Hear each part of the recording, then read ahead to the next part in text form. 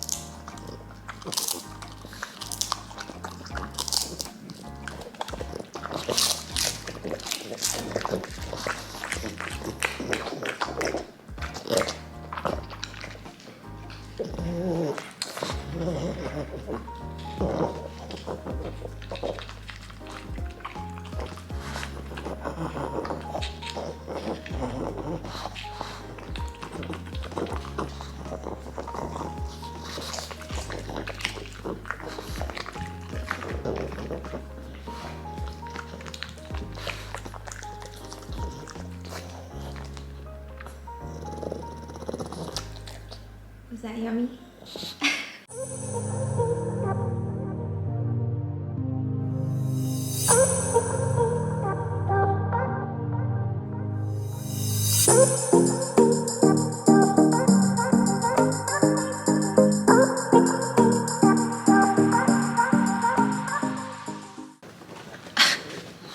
This side? Oh, what are you doing?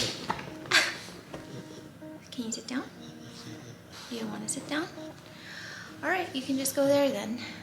We are back, the headless YouTuber and her trusty pug, Pudge. I hope you enjoyed Pudge's little bit today. I have been working long days and long nights, and I feel like I haven't been giving him a lot of attention, or as much attention as I usually do, so I just wanted to reward him with a few little snacky snacks. First off, my new shirt. Let me get closer. Is this not the cutest shirt ever?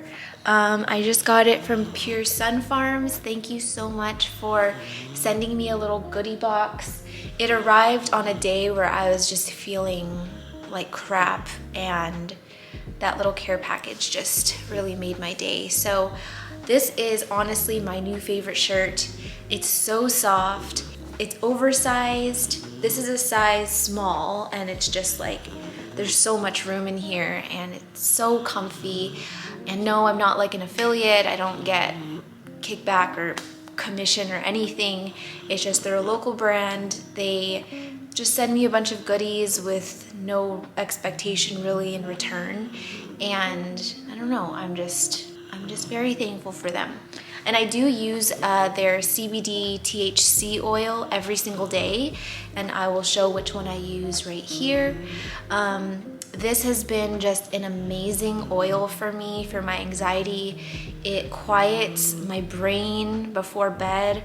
Usually when I'm laying in bed, that's when I start thinking of my to-do list and work and just ideas for videos and ideas for my actual business. And I just like can't seem to slow it down. So using that oil has just been so helpful. I will say though that I've tried like CBD oils and they didn't have that same effect. I did use CBD for body pain. So when I'm anxious and stressed, I carry a lot of stress in my shoulders and in my neck. And sometimes it like even just hurts to breathe. So I've been using CBD oil for actual pain management. But the addition of the very little THC in this CBD oil from Pure Sunfarms is just like, wow, it's like life-changing, seriously. Like I am so, so grateful for that oil. And I buy it, they don't send it to me. And it's just something that I really, really love. So anyway, if you're not following Pure Sunfarms or you haven't like checked their website, they've got a lot of cool things. They have a bunch of CBD products. They have a marketplace.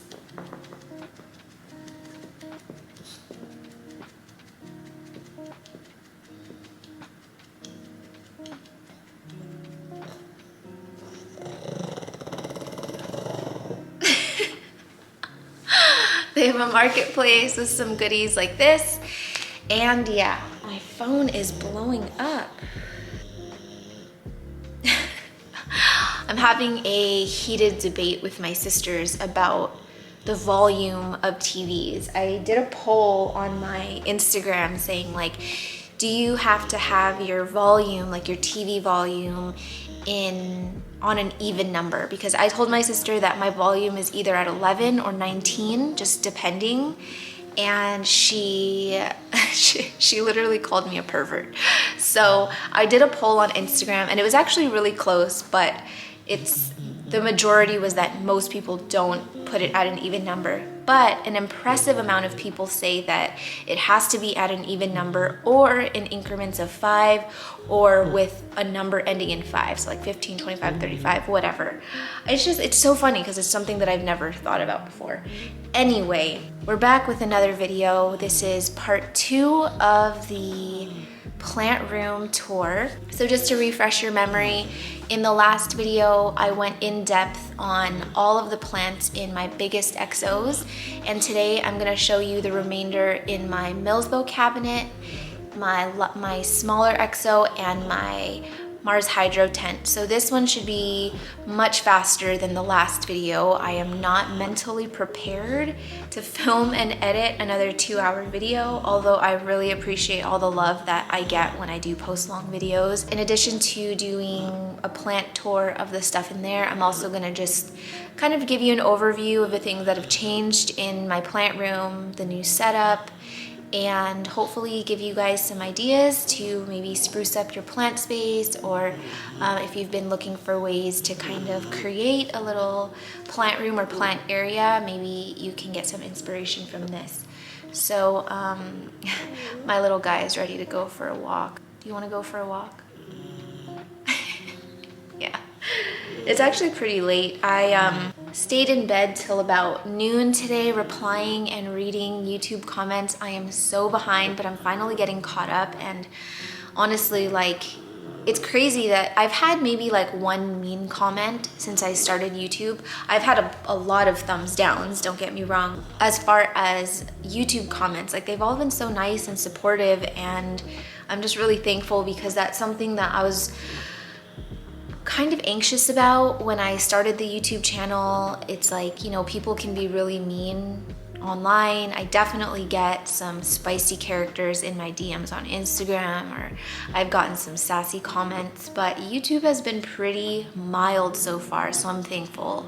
I mean, I'm sure I'll get my fair share in the future as more people see my YouTube, but the overwhelming amount of support and love that we get on a weekly basis, like, I mean, all the trolls and mean people can't even compete. So thank you so much.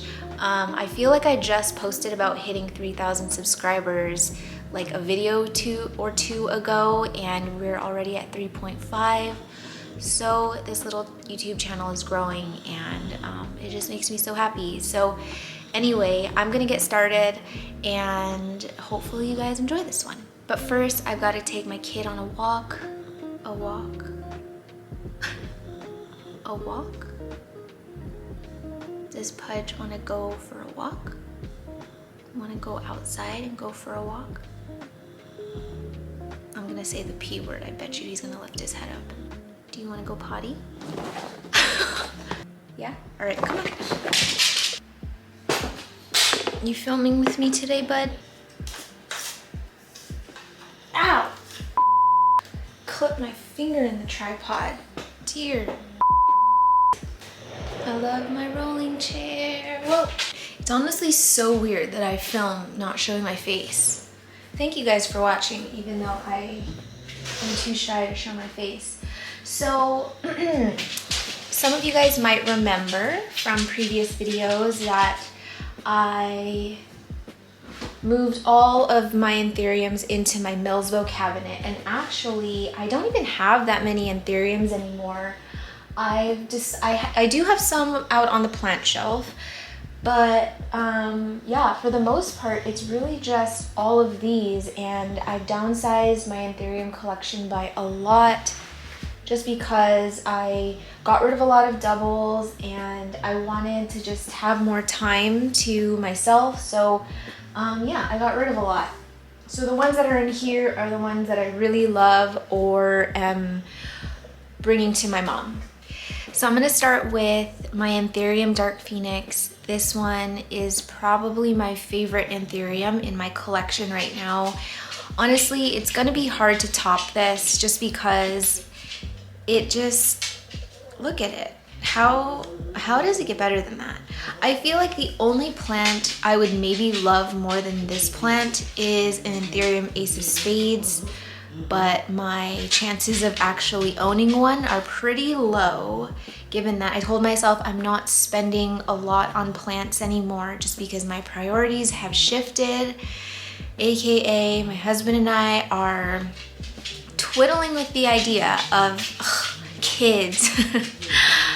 So yeah, we might be trying soon, or I don't know. I'm not sure yet. Don't come for me and ask questions. I really don't know when or if that'll ever happen, but yeah, we're trying to just save more money right now. So I'm not gonna be splurging on plants anymore.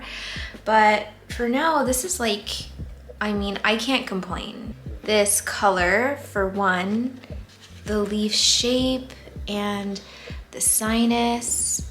I'm not really sure what I've done to deserve this plant, but it's just been so amazing to have, and it's actually been pretty low maintenance. I haven't done anything special to it. It's actually growing in moss.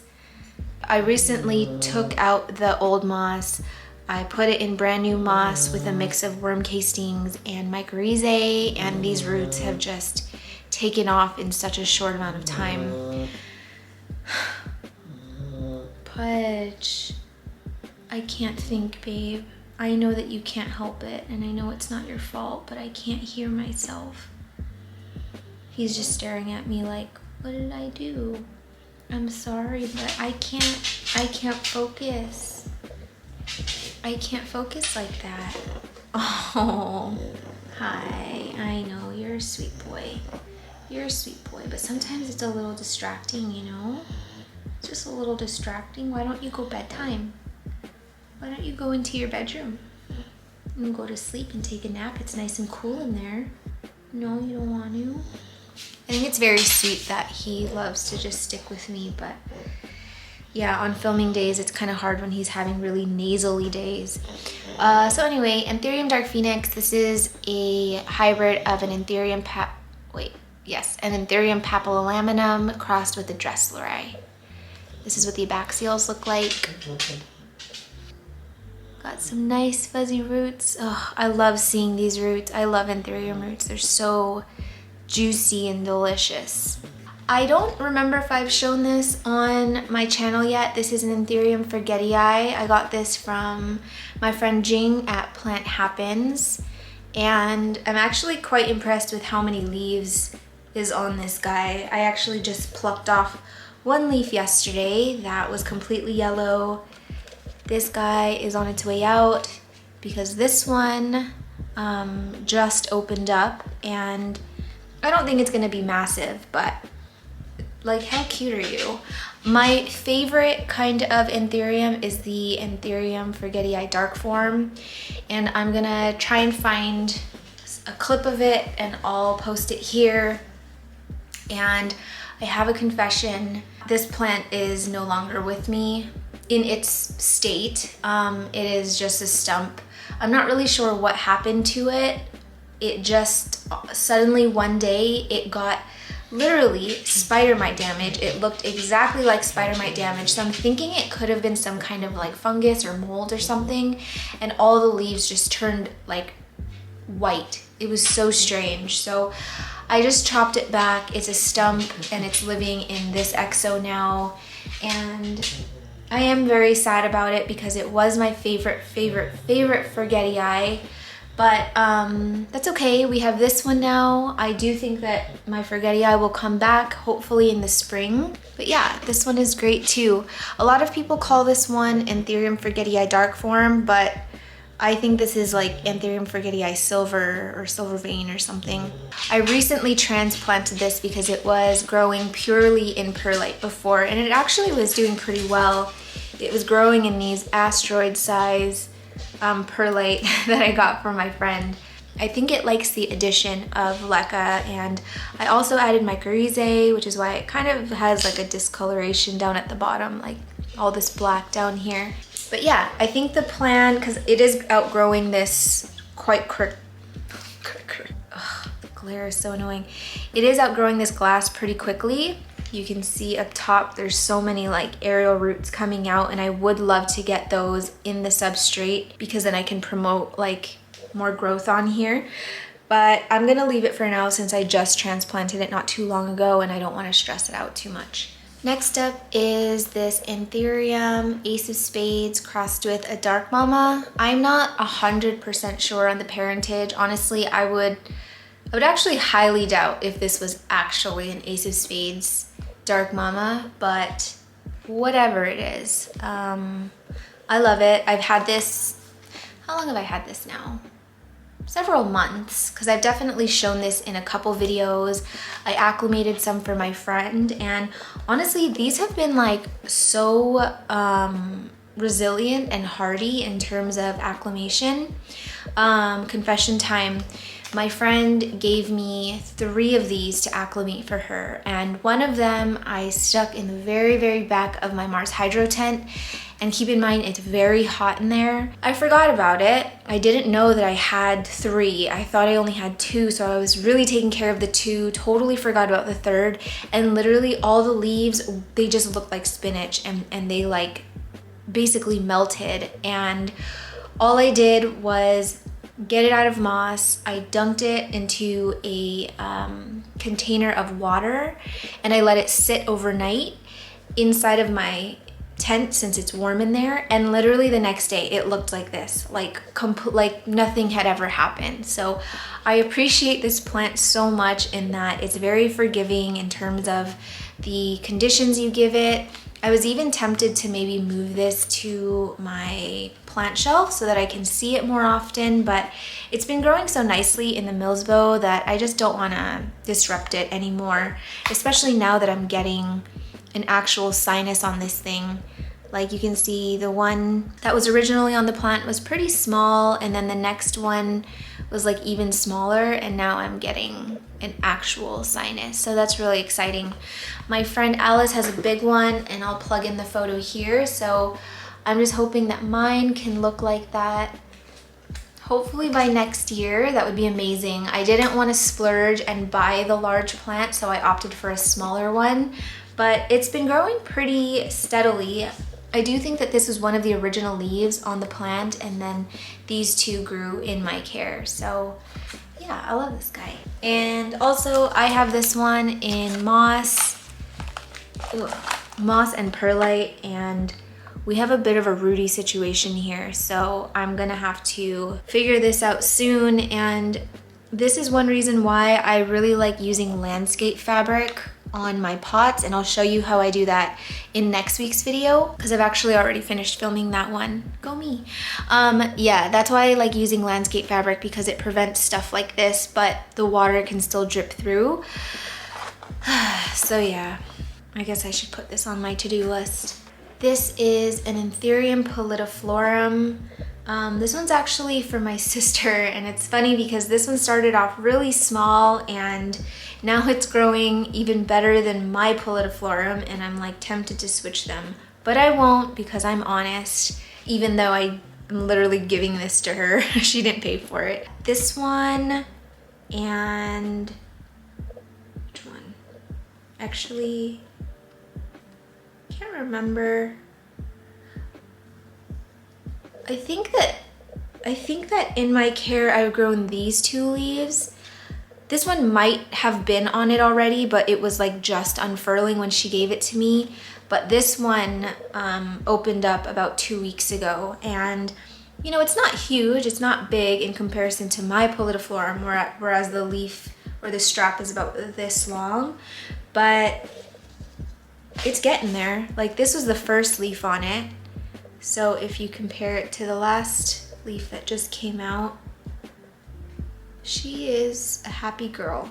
So yeah, this was one of my sister's like wish list plants, and I just wanted to be able to bring her one since I have access to them more than she does, and she doesn't import anymore because she's a mom and she's working. She just doesn't have time anymore. But these ones are so amazing. The texture of these, they're like velvety but like leathery at the same time. The leaf blade it's pretty thick. When these are soft, they're so limp, and I love to just touch them even though they say you're not supposed to. Apparently, new leaves on plants can feel every single thing you do to them while they're unfurling, so it's best to just leave them alone. Like, even the slightest touch, it's almost like you leave literally a fingerprint on them and they kind of react to whatever is happening around them. So I definitely left this one alone. I wanted to take a photo of it for Instagram as it was unfurling, but I decided to leave it alone, and it rewarded me with this beautiful leaf. So I guess now I'm a firm believer in leaving new leaves alone, even though I love to play with them. But yeah, look at this like sheen. I don't know if it's picking it up. It's not that similar to Vitarifoliums. Some people have made the comparison that they're very similar. I find them to be very different. The Vitarifolium has a matte surface, like a smooth matte surface, whereas this one is like, yeah, velvety, leathery, thick, and there's just nothing like it. It's amazing. This one is actually in a soil mix, and it's denser than my typical aroid soil. When I had it in moss, it would use the water so fast, and then I moved it to my typical aroid soil, which is super chunky, and it would just dry out super fast. Even though it's in this cabinet, it's not even that warm in there. And so I changed up the soil. I gave it something slightly more dense and a little bit heavier on the sphagnum moss.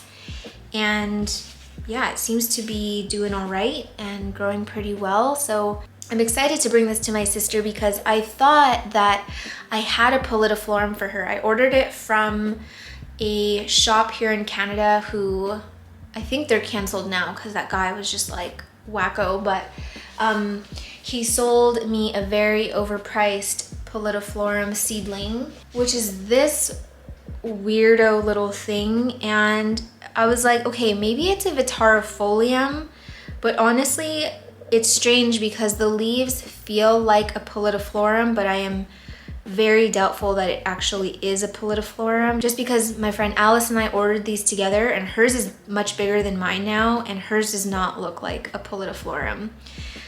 But I will tell you that the leaves do feel like it. It does have that same sort of texture, but Vitarifoliums can also have that texture when like it's a brand new leaf.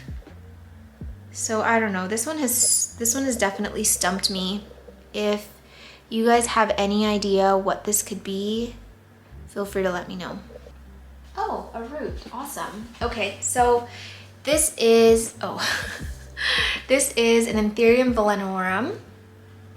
And if you watched my North Shore Tropicals video, you might have seen that I was trying to sell one of them that's still behind me, but we got no bites, which is pretty normal here because the market is super, super saturated, but it's fine because I feel like I would have regretted it if I sold it.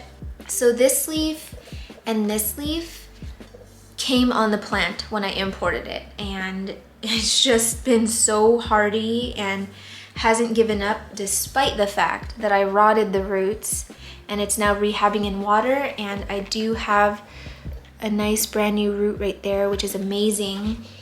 I wish I took a video of the leaves when it had root rot. These were just like, it was like a light green color and it was just so soft and floppy. So now it's completely perked up. It's like nice and firm again.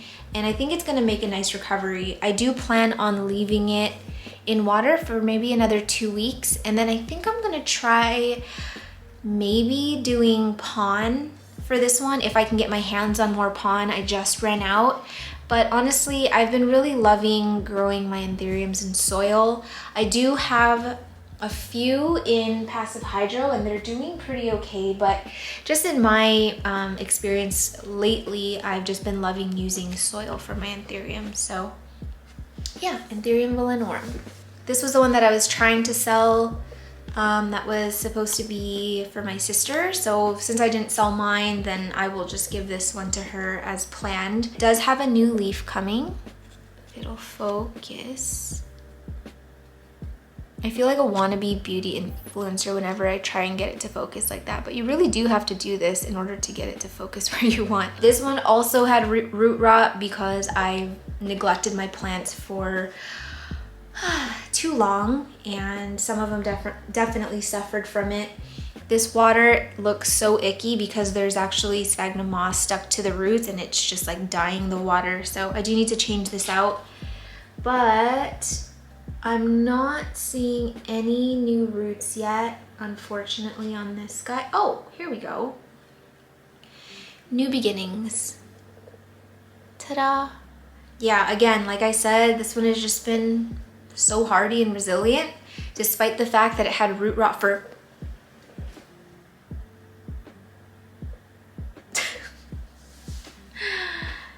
okay, that one didn't want me to talk about it anymore, apparently. Yeah, despite how long it had root rot, and then just having all of its roots chopped off and being moved to water, the leaves haven't yellowed or dropped at all, so I'm thankful for that. I'm pretty sure I used Windex on this and now I have Windex all over my body. My lovely friend Erin gifted this to me after my queen took a crap after it got thrips, and I'm just so thankful for it. Like, this new leaf is actually pretty massive for just having unfurled, and this petiole is much thicker than the other two petioles. My voice keeps cutting out. I need water, hold on. I'm having one of those days where my voice keeps getting cut off. Does that happen to anyone? Where you're talking and then all of a sudden just no sound comes out of your voice, comes out of your mouth? no sound comes out of your mouth. Okay, that's much better. Except sparkling water gives me like gas, so I'm gonna be burping. As I was saying, this petiole is thicker than the other two, so I have faith that this one is going to be bigger than the last leaf that came out, which is this one. I have it in a mix of moss, cocoa husk, and coarse perlite. There is also mycorrhizal inoculants in here. The moss is extremely algae ridden because I haven't changed this moss in a long time, and I'm using liquid gold leaf, marfil, calmag, and mycorrhizae in here. So this moss has seen some but yeah, I'm pretty pleased with the growth so far. I am also using a kelp spray. So this is kelp extract, and it's just this like black granular-ish powder, and I'll throw up the benefits of using kelp extract. I can't talk today. I'll throw up the ow! Mom! I will throw up the benefits of using kelp extract here. So go ahead and read while I feel sorry for myself. Ow! Okay, so what I do with the kelp extract, how come I keep saying extract? So it's 1 gram to 1 liter of water. So it's actually, it goes pretty far. So if you buy a package of it, you should like split it amongst your friends. And I don't do it very often, maybe like once a month or every other month or something. I feel like you should be using it way more than that, but c'est la vie.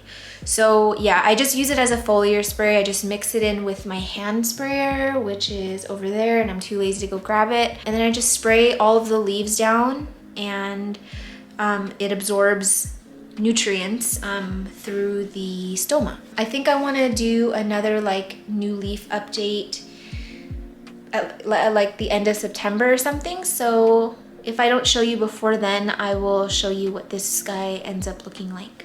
Next up is this Anthurium King of Spades, and I have heard that this is a cross of a Magnificum and DRESSLERI. I have also heard it's a cross between a Crystallinum and a DRESSLERI.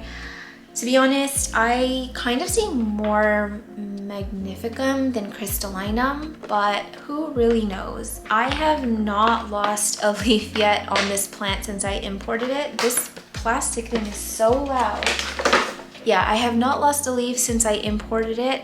I can't remember when I imported it, but it wasn't recent. And I can start to see this one is beginning to yellow, which is totally fine, totally normal. The plant has given its everything to push out this big, beautiful leaf. This leaf was grown in my Mills bow, and the leaf color is actually much different. And I wasn't gonna pull this one out yet, but I feel like I probably should. So let me show you what lower light does for Anthuriums. Okay. Oh, my eye is so itchy. Oh, that feels so good. I know you're not supposed to rub your eye, but oh, okay. So I did show this one on my channel. Can't remember which one it is, but we call this the tofu Anthurium because my friend imported it and acclimated it in a tofu container, so it became the tofu Anthurium.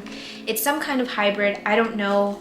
All of the leaves look so different. So here was the first leaf.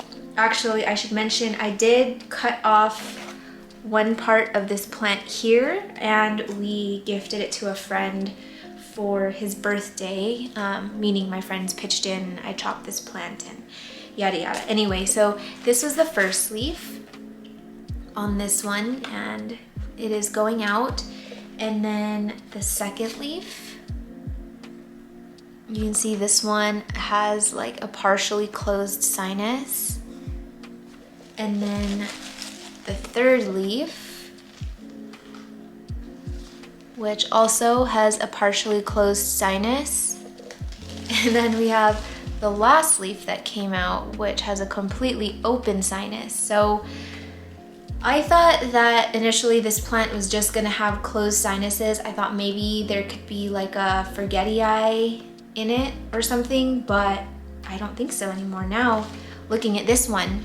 But I wanted to bring this out because I wanted to show you the color difference between these two leaves. So this leaf grew under 24 watt light panels, and I mean, you can see it's like, it's not super light, but it's not dark. Like if you compare it to this one right here, this one is actually pretty light in comparison. And then this one was grown under 10 watt light panels, and the color is very, very different. I will say that this leaf did lighten up a tiny bit because it got thrips, which is why it's in that XO by itself. I did record a little bit of the footage when I found the thrips on this plant because I am planning to do a thrips video. I'm just waiting for that one to come together really well because I have been collecting photos and videos from friends, and I just want it to be a really good one. So I will publish that when I feel like it's ready. But anywho, this one got thrips, and this was the leaf that got attacked by it, and Pudge is getting huffy and puffy over something. What's bothering you? Let's talk about it. You hear something. I know, it's just music. It's just music. Our neighbors love to blast their music, which is fine. That's like not the worst thing that could happen.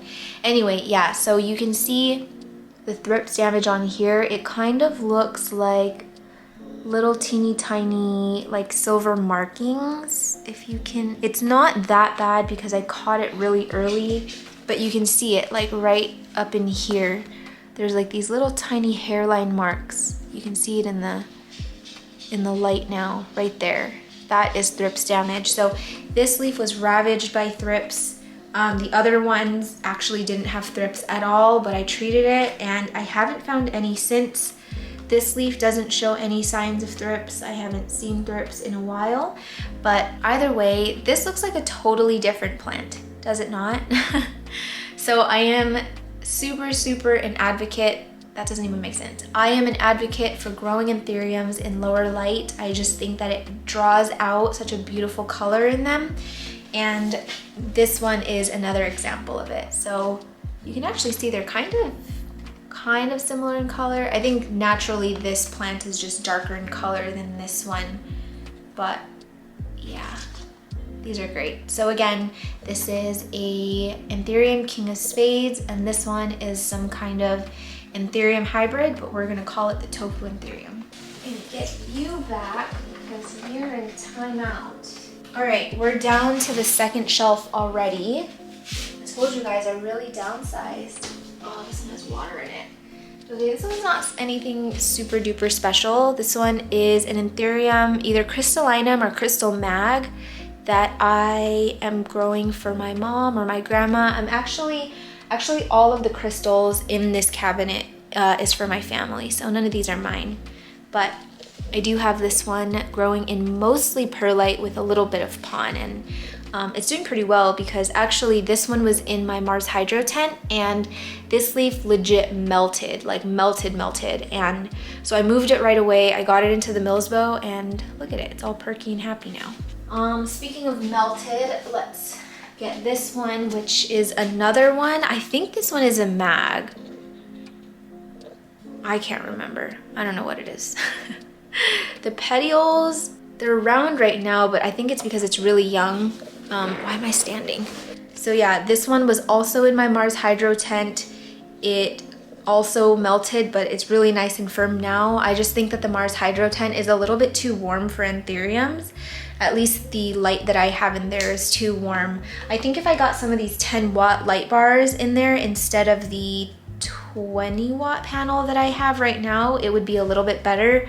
But yeah, it's super duper warm in there, and I will give you a look in a bit. This one is also in moss, and nothing else to say about it. This is a Anthurium hybrid that I just got from my friend Nessa as a stump, and it pushed out this amazing leaf. I'm gonna plug in what her mother plant looks like. I've had my eye on this plant forever, and she has tried to sell this plant a couple times and I wouldn't let her just because it's gorgeous. It kind of looks similar to the tofu Anthurium that I just showed you, but there are some differences. I actually like hers a little bit more, if I have to be honest. It's not focusing. There, okay. Here is a good look at it. And yeah, I'm really happy with how this one is growing. Again, here is her mother plant. It kind of looks like it could be some kind of Forgettii hybrid because the sinus is closed. But again, look at mine, it's got a sinus. But I don't know if it's because it's just juvenile, because my Anthurium Forgettii that I showed you at the beginning of the video also had a sinus on the very first leaf. So I don't know. Some of these are so sad and tattered. Okay, so this is my Anthurium regale, and I'm not liking the way these leaves look, and I'm not liking that I can't see roots along the edges, and I put it in here a while ago, so just for the video's sake, I'm gonna take it out and show you. I am pretty sure all the roots rotted. The moment of truth, if this doesn't go spilling everywhere.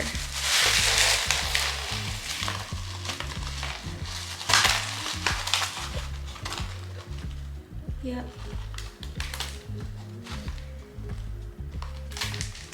Oh no.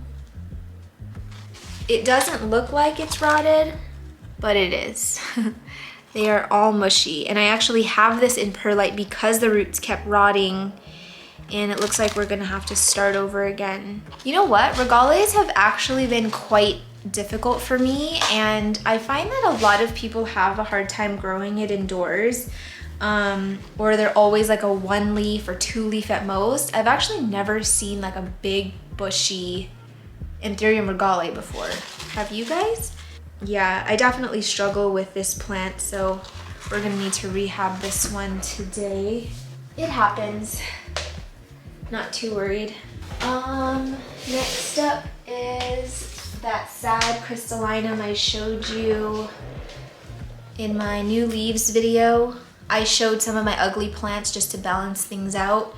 Yeah, it looks exactly the same. It's still really ugly. I should take a photo of this for Instagram. This is like really nasty. And this isn't even a new import. And when I got these leaves are actually pretty pristine. Well, not pristine, but they definitely didn't look like this. This one looks like it's definitely got some fungal-y thing going on. I should probably just chop this leaf off. Ugh. This is another Anthurium WAROCQUEANUM. This one's actually for my mom.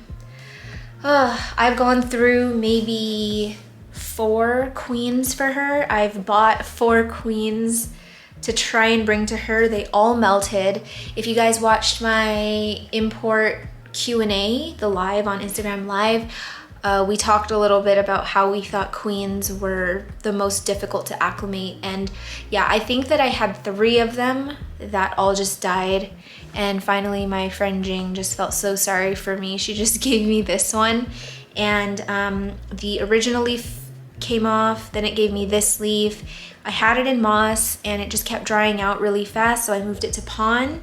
And it's done a little bit better, but the new leaf unfortunately has no tip to it, but that's okay. It's not dead, which is a lot better than I can say for the other ones. So fingers crossed this is in one piece by the time I leave for California. If not, I'm gonna have to give up my queen for my mom because I told her I was bringing a queen. Can you guys hear Pudge snoring? Listen.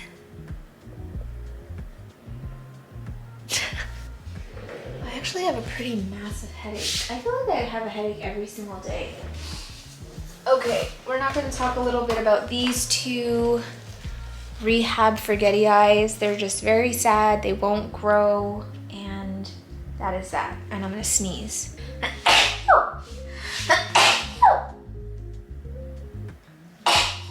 Bless me. Oh, another one. Oh. Do you guys ever get those sneezes where it comes but then it goes away mid?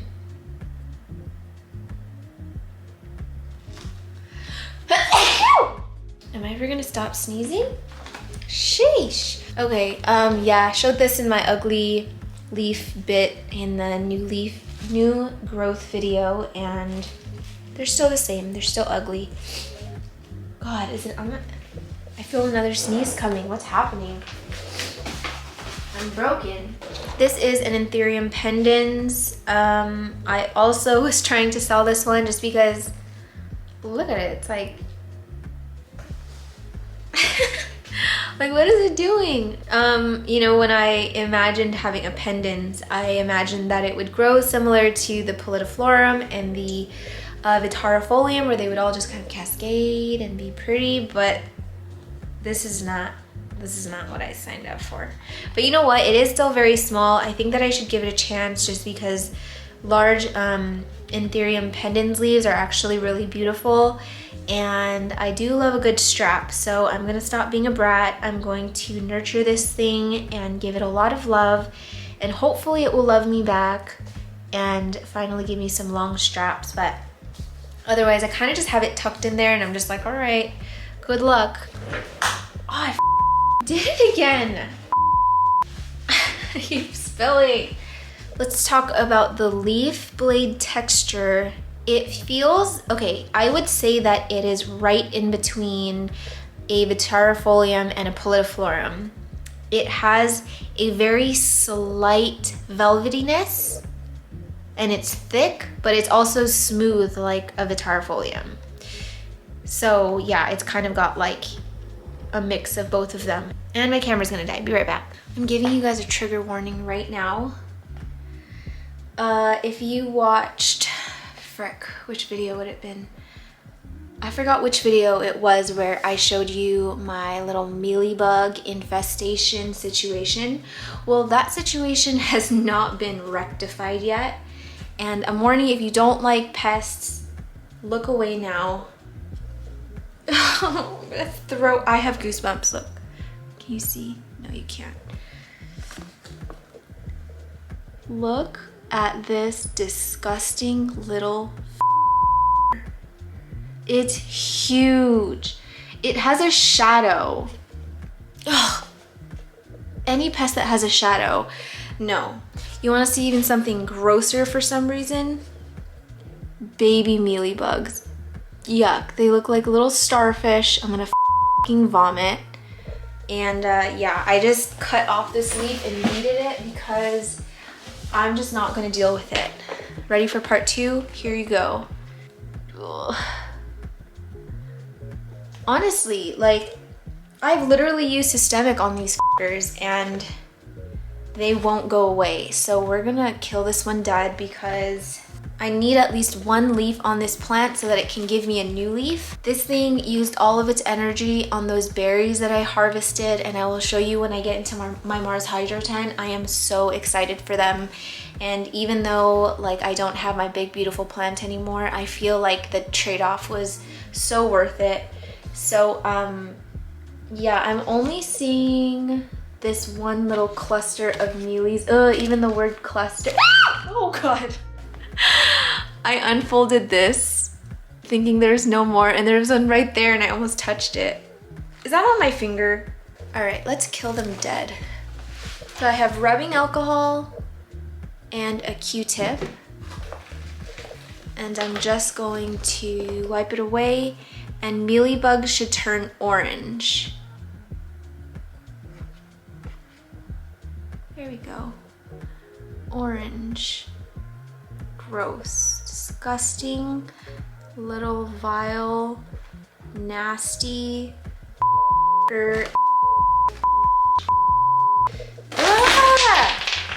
Okay, so anyway, small intermission for that nasty ass. Nasty.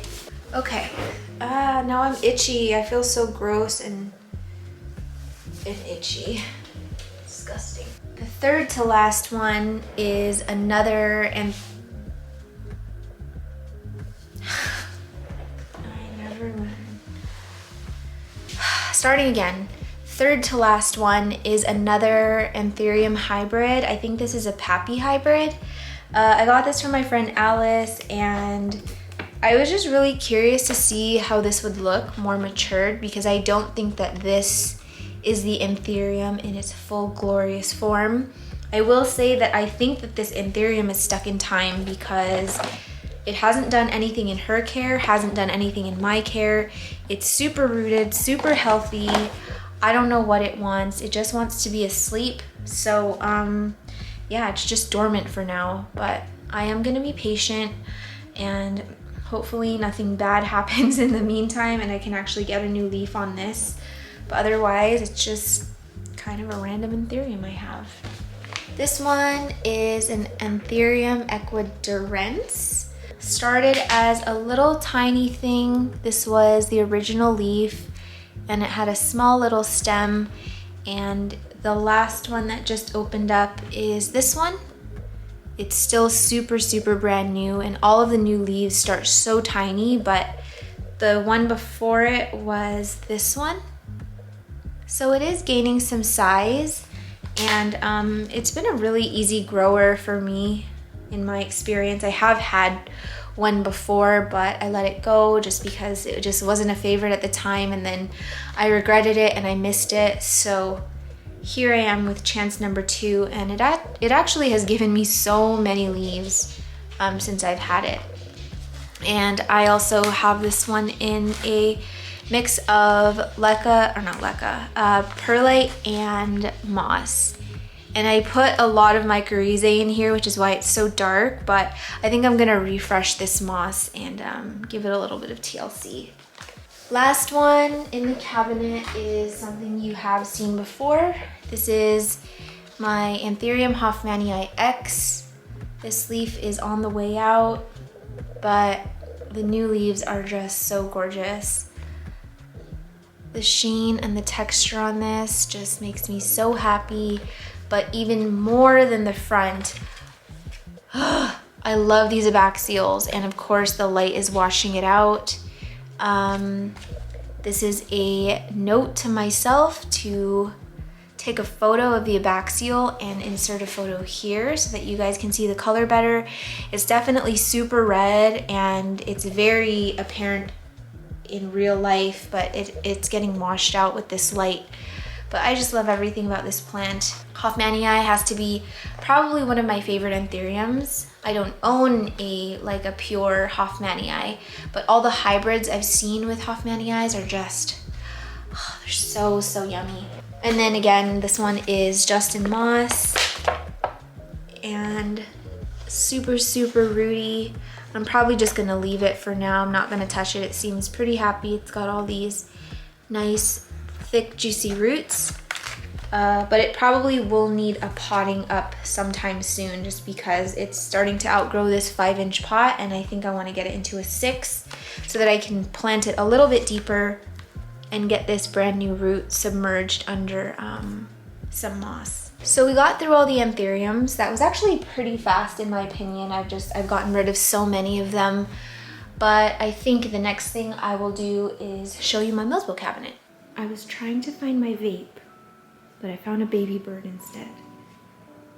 Look at him. Is he injured? He's just a baby. What do I do? I think I'm gonna try and rescue him. Okay. You guys, it's the cutest little thing. It can't fly. It tried to fly away and it couldn't. I think I'm gonna call the local animal rescue and see what they can do for him because he's just so, so cute. Pudgy, it's a birdie, babe. It's a birdie. It's a friend. Look, it's a birdie. This is the most random day ever. So it can fly a little bit. It can't get too much air. It kind of flutters and flies and then it crashes to the ground. And it keeps flying to me like it just wants to be held. But if you know this about me, I am terrified of birds. I'm getting ready for this guy to attack me at any moment.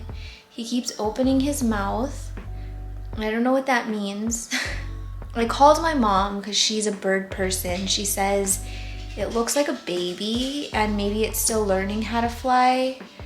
And I don't know, like I don't know if it's actually injured or if it just doesn't know how to fly yet, but it was literally just laying on my balcony and it looked dead.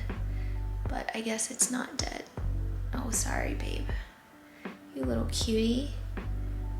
I mean, he's not trying to bite me, like he's actually very sweet, but I'm sure it's hungry and I can't just keep it at my house. What do I do with you, little guy? He's so cute. I'm like tempted to put him on my shoulder, but I don't want him to on my new shirt, and I also don't want him to bite my ear. Well, I'm gonna need to pause filming for now because now I have this situation to deal with. So I guess I'll be back when I figure this out. Hopefully soon because it's already Tuesday. Okay, so here's the update on little baby bird. I posted in a Facebook group and people are thinking that it maybe crashed into my window and is just stunned, but they could have, or the bird could have sustained internal injuries. So this article that I'm reading from BC SPCA is saying that I need to keep it inside in a box, keep it in a warm, dark place. And then I'm just gonna call BC Wildlife tomorrow and see if somebody can come pick up this bird, because yeah, it's not trying to fly away. I went outside on the balcony and kind of tried to like put it up on the ledge to see if it would like maybe fly away, and it just kept crawling up my arm like it didn't want to go away. So I don't feel like I'm the right person to make the judgment call of what to do with this bird, so I'm gonna leave it to them. Hopefully little guy is gonna be okay in my apartment until then. It is very warm in here. I put it in a box with a towel and it's actually just sleeping, so fingers crossed. This is just so random and just, it's funny because I always talk shit about birds on my Instagram and all my bird story about how I hate birds and I just don't like them. I'm scared as hell of them, and here I have a little tiny bird in my apartment. But anyway, let's try and continue on. So I'm done with everything in my Mills bow. I guess I'm just gonna show you kind of the setup now. I put some of them back because I was trying to find my vape and things were just everywhere. So let me give you that tour. This is it. This is the Mills bow wide, and I just have it as a stand for my largest XO. There's nothing too complex about the setup that I have here. I have just weather stripped it a bit. Excuse me, Crunch. Don't mind this shoddy weather stripping job, but I've got weather strips along the sides, and it's just the foam insulation sticker thingies. I've got it on this side as well, and also along the bottom here.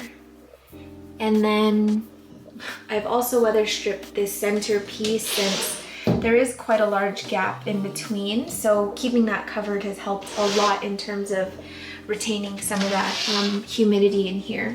Lighting, just one 10-watt light bar. I told you guys I really cut down the light for my anthuriums. So this is all that all of these anthuriums are getting, plus whatever is coming from over there and over here, which isn't that much. I have a hole drilled on the bottom left where I'm snaking the one little wire, and that's pretty much it. This unit comes with, I think it comes with 2 or 3 shelves. It might come with 3, I could be wrong. 1, 2, 3, maybe 2 or 3.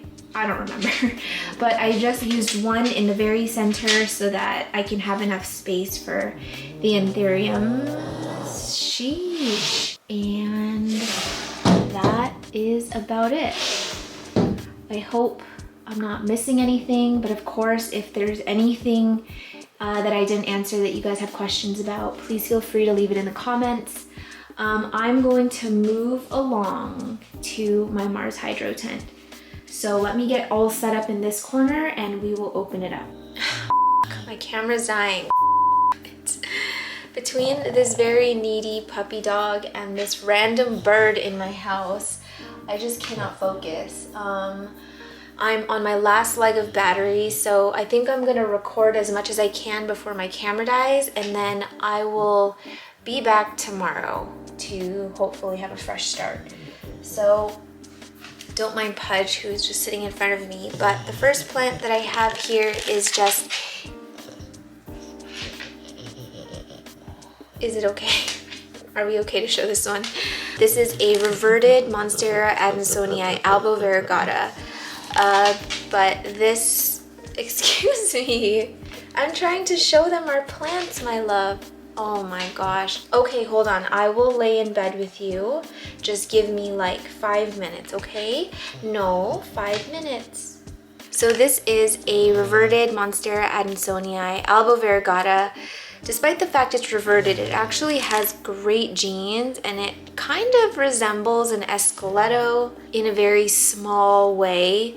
But yeah, it's a beautiful plant regardless. It was growing really well and then I transferred it to passive hydro and then it just threw a fit even though the roots were growing really great. So yeah, anyway, this is that. I just stuffed my spruce that I showed you in my last video into the Mars Hydro tent because I just don't even want to look at it. This is another plant for my mom. This is a, I'm gonna get this wrong, cissus something. It's some kind of cissus. I'll plug in the name. It's got like those purple abaxioles. And I'm actually surprised this thing is kicking and alive because I got it as a 2-leaf cutting. It was a rehab. My friend said the plant completely died back on her balcony. So I was like, just give me a little piece. I'm hoping to give one to my mom. This guy didn't make it, obviously. But this little stem here is going strong. I've heard these can be kind of a nightmare to take care of. So fingers crossed we can keep this going because it actually looks really cute. I have a lot of rehab plants in here right now and I keep a lot of my stumps and chunks and things in here. This is a Philodendron lupinum. I actually don't know what this is. This actually might be an elbow stump, but I'm not 100% sure. I do want to clean off this chunk and get like this husky bark off of it to wake up some of these axillary nodes because there should be at least 2 on this little thing. So that's something that I'll do when I have some downtime, which is basically never. That is one fat ass mealybug. The mealybug situation is all in my Mars Hydro tent. And I'm trying to get this under control before I bring it to my mom because I am not bringing her any plants with mealybugs. I will not be responsible for giving her plants mealybugs. I do see a predatory mite crawling around, but that's not going to do anything for my mealy. Look at that little fuzzy f***er. Ugh, disgusting. Honestly disgusting. This one was also infested with mealybugs. At one point I did do like, I literally submerged this entire thing in a Dr. Bronner's soap with pesticide and I think it might have taken care of it, but I'm actually going to retreat it one more time just because they're just like a pain in my ass, man. So yeah, anyway, this is a Philodendron verrucosum. This was propagated from several stems and the leaves just went crazy. Like there's so many leaves on this thing. It's like a bush. This is one of the, I was gonna say successful and that thing just fell off. This is one of the maybe successful Ficus triangularis albo variegata propagations that I took from my larger plant, and that is also going to my mom. Whoa, this is that rehab maybe Brazilian form Monstera that I featured in my gosh, which video was it? Plant updates and propagation parfait video.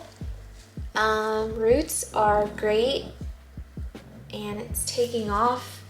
And we finally, if I can just get in here, I knew that the growth was gonna push out from here. I just knew it. There it is. Hello, good morning. Okay, so if you guys remember, I told you the reason why I didn't want to bury this stem all the way. And this little guy finally woke up. Oh my word. That was a very, very long wait. And it looks kind of stuck, but I think it's gonna figure it out. Do you see it right there? I knew something was happening under there. I could feel it pushing out. I don't know what's gonna happen with it, but it's a growth point and I'm so happy because this thing has done nothing for months and months and months. It's just been roots and roots and then root rot and then roots and roots and root rot. So to see some new growth on it, I know that I'm doing something right and I'm super thrilled. Oh, begonia land. This is one sad looking begonia. It's seen better days, that's for sure. But have no fear, we do not have a lack of begonia whitei. And more over here. Here is where we get into some of the boxes. This is a Dune Idule seed, and I'll plug in a photo of what an actual plant looks like once it sprouts. This has not really done anything for me since I got it. My friend Erin's has taken off, so I did stick it in this tent so that hopefully maybe the warmth and extra light can wake it up a little bit, because I'd love to see some growth on this guy. We have a box of props here, a very sad looking Milano. We've kind of just got a little bit of everything. So I made that big perlite prop box for my mom in a video that I did of like what I was propagating for my mom. A lot of them didn't make it, and yeah, I've had to downsize it a little bit. I moved some back to pots because having such a big box was just so annoying. So I do have some of her plants in here, just kind of a mix of everything. I see a Hoya Matilde, I see Burley Marks Fantasy, Gigas, Epipremnum pinnatum alba variegata, who else? A Syngonium winlandii, Dischidia, just kind of a mix of everything and just a few sticks.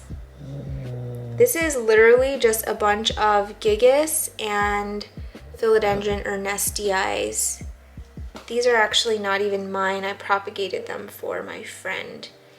And it looks like we have some kind of Anthurium right here. This one might be an Angomarcanum, possibly. I really need to start labeling all my stuff. Maybe I should keep this one open. It's getting squished against the box. Oh, so if you follow me on Instagram, you would have seen the before and after of me peeling back this chunk. This is a, what are you? This is an Anthurium forgetii dark form. And I don't know if it's gonna do anything, but we're gonna try and wake it up. And I just have it in this little prop box. Guys, this is that big Anthurium WAROCQUEANUM that I had before. We've got roots. It's kind of hard to see with the glare, but there are definite roots all over, which is good. Nothing happening on this chunk so far. On this chunk, we have one, I think we have two growth points that have woken up, one there and a bigger one here. And then on this one, there is one growth point that has woken up. So kind of excited to see some little queen babies. Sorry for Pudge's snoring.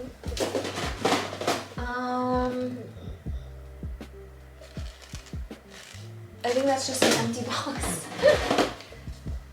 We have more varicosums in here. Just random sticks and stumps. I wanted to experiment with a LECA prop box, and yeah, it took off. And it's actually super clean, and like, how many times have I spilled on myself today? It's super clean, the roots are happy, so I think I'll be trying this in the future. But I've just got silver splash coming out of my ears. This one is a philodendron postazanum that's not very happy. It got very sun bleached. New guy coming. Again, this is another plant that I've been neglecting a lot. This was the top of my queen stump, so I'm just kind of seeing what happens with this, but I don't really think anything's gonna be happening in the near future just because it was under so much stress. But I basically just have it in moss and perlite and leca and hoping for the best, and my camera is gonna die. Actually, I'm gonna wait until the very end to show you guys my little seedlings because they're so cute. So here's another stump that I, again, do not know the idea of. I need to fix the lighting situation here. So yeah, I don't actually know what the heck this is. It's long. The only thing that it could possibly be is maybe a Vitarifolium, but I don't honestly remember propagating a Vitarifolium, but I don't know what else this could be, so we're just gonna have to wait. And there's actually a secondary point that's coming out. It actually feels just like a new Vitarifolium leaf, so that's probably what it is. I just don't remember chopping it. And then here we have an albo bottom cutting that is pushing out some growth, which is exciting because I thought that this little stump was spent. So I'm kind of excited to see a little baby leaf coming. This is that gigas I showed you, the very, very sad gigas. Unfortunately, it hasn't plumped up its leaves yet, even though it's been in water for a bit. Honestly, I don't expect these leaves to uncurl until we get some new roots down here. So I think it's gonna look like this for a while. But I do think that the leaves are gonna be okay. I have rehabbed a gigas for much longer without any roots, and it was fine. So I have high hopes for this one. These are just more plants that you guys have seen in past videos that I'm bringing for my mom. Tradescantia nanook, a jewel orchid, and another Tradescantia. Honestly, once I give my mom a lot of her plants, this tent is gonna be empty. Okay, here is a project I've got going right now. So I have 3 albos in here. Here is albo number 1. We have roots on 1. We've got some roots coming on albo number 2, as well as a new growth point pushing out. This auxiliary bud is activated as well. Oh wait, yeah, you can see it right there. Except it looks like it's growing in upside down, which is awkward. Albo number 3, we have roots, but no activated auxiliary bud. But anyway, albos and ties have been my nemesis to root, so I'm actually kind of happy that with these I didn't have any issues with stem rot, root rot, nothing.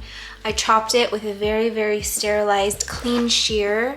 I dipped it immediately in a mixture of sulfur powder, rooting powder, and cinnamon, and I let it callus for an entire day, and then I stuck it into water. So I think that was very successful. Here we have a philodendron white knight. This one is for my mom. The last 2 leaves didn't have any variegation, and then it pushed out this random one with a little bit of white, and it looks like this new baby leaf is gonna be green as well, but you know, that's the way of the white knight, I suppose. This is a Begonia tamaya. Looks kind of sad, but it actually is growing, surprisingly. It's pushing out some new growth in certain places down here as well. So I think it's on the up and up. I did separate one of the plants from it. I got it into new soil. I fertilized it, and I think it's gonna bounce back. But at one point, all of the leaves looked like this.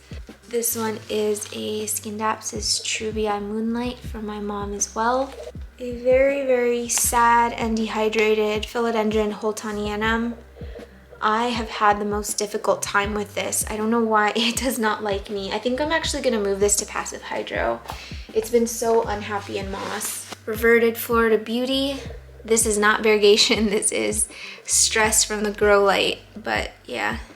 It's funny because this came from a very highly variegated mother plant, and I was actually pretty shocked that none of these leaves had any variegation. Just my luck. Here is another regale. This one is my plant. The other one is for my sister. It looks like it's actually pushing out some new growth finally. This one is in a mixture of pon and moss. This dang plant again, this Ficus triangularis albovariegata. This thing is dropping leaves like crazy. Look inside the pot. I don't know what's gonna be left by the time I'm ready to take it to my mom, but I told her that the likelihood of that happening was very high, and she said okay. All right, we're going to the top shelf here. Scindapsus pictus silver lady. These were two that were in the perlite prop box that I got out of there because it was just not happy at all, and now it's finally bouncing back. This is a Philodendron Dark Lord, and this one is a Philodendron mexicanum. They both have that burgundy abaxioles, and they're just like so yummy. And I've just got this one in perlite and the Choose-A-Pon. Oh, this one's a little cutie. This is a Philodendron gigas. A lot of people find gigas hard to care for. I guess I can't really say anything now given that I rotted mine, but I actually had a pretty good track record keeping or taking care of it before I sort of neglected things. But these love passive hydro. I find them to be pretty thirsty philodendrons. Get it on a moss pole. These ones grow super fast. Like by the time that it's fully unfurled one leaf, it's already working on the next one. Top it with moss, regular fertilizations. You can do it weekly at a very diluted amount, and then high humidity and warmth. This one has actually been pretty neglected and it's super happy, so I can't complain. Ugh. You know, there are some plants in my collection that it's like, I really don't like it, but I'm just waiting for it to surprise me, and this is one of them. And it never gave me any variegation besides these random little specks, and yeah, it's kind of dumb, but I'm like, I don't want to accept defeat, you know? This is a Syngonium 3 Kings. It's got a new leaf. Almost unfurling, that is super, super variegated, or has a lot of this like white and lime green color to it. This one is also for my mom. Most of these are actually for my mom. Oh, here. So this is something that I'm propagating right now. This is a Philodendron gloriosum dark form, I think. I don't know. This was one of the oldest leaves on my Equigenera import. So I think that I mentioned really quickly that I had chopped the smaller plant and propagated it. Well, this is that plant, and it's given me nothing, like nothing at all. So I think the next plan of action is to clean up this chunk, kind of disturb it a little bit and wake it up, and hopefully it gives me something. I don't even know where the axillary node is on this thing. Oh, it's right there. Right where? Oh, right there. Almost done. So this is that Rhaphidophora pertusa I talked about in my last video that I propagated for my sister, and it's finally pushing out a new leaf. Oh my gosh, it has been this like stupid one leaf thing for so long, and I thought that it wasn't awake. Oh, and here is an interesting development. Although I highly doubt any of you remember this, but I went through a prop box in one of my videos and I was telling you, oh, the one where I was propagating stuff for my mom. So it had this leaf on it, and I was telling you guys like it had these sort of like rippled edges. Well, it took off in the prop box and it gave me 3 new leaves. So again, slightly rippled edges, even more. And by this leaf, I was like, okay, it's a Mayoi, because like what other leaf would look like this? I don't have a philodendron, what is it, like Tahiti or something? And sure enough, the new leaf gave me something. But now that I think about it, it's just strange because I don't remember propagating a Mayoi, and I especially don't remember propagating a Mayoi with this sort of chunk that looks like a runner or a crawler, like a gloriosum. I'm honestly stumped. I don't know where this came from. At first I thought, oh, this is my elegans, but my elegans died, I think. So yeah, this is a philodendron Mayoi.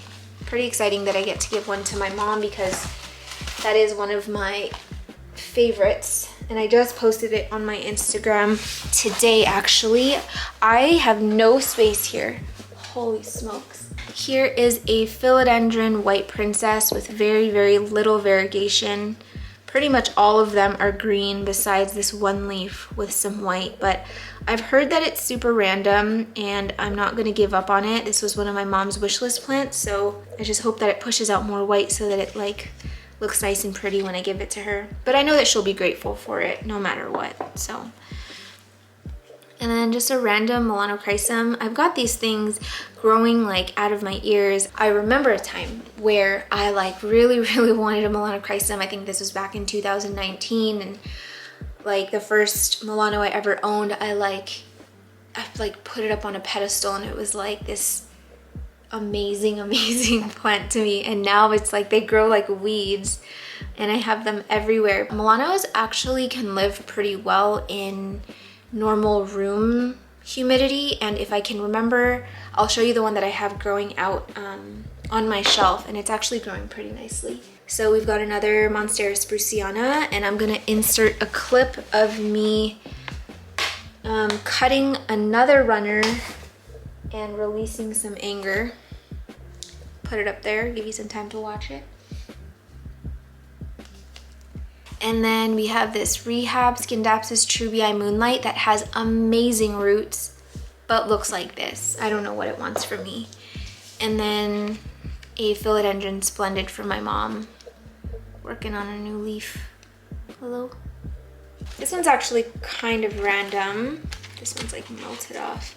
This one is a Marble Queen pothos that I propagated from a bigger plant, and I kind of isolated the leaves that had this sort of variegation on it because it's just so pretty, and I just wanted to see how the pot would turn out, but it's actually just looking like a normal Marble Queen pothos, which I'm not mad about, whatever. Man, I haven't taken this plant out in a while, actually. I should water it.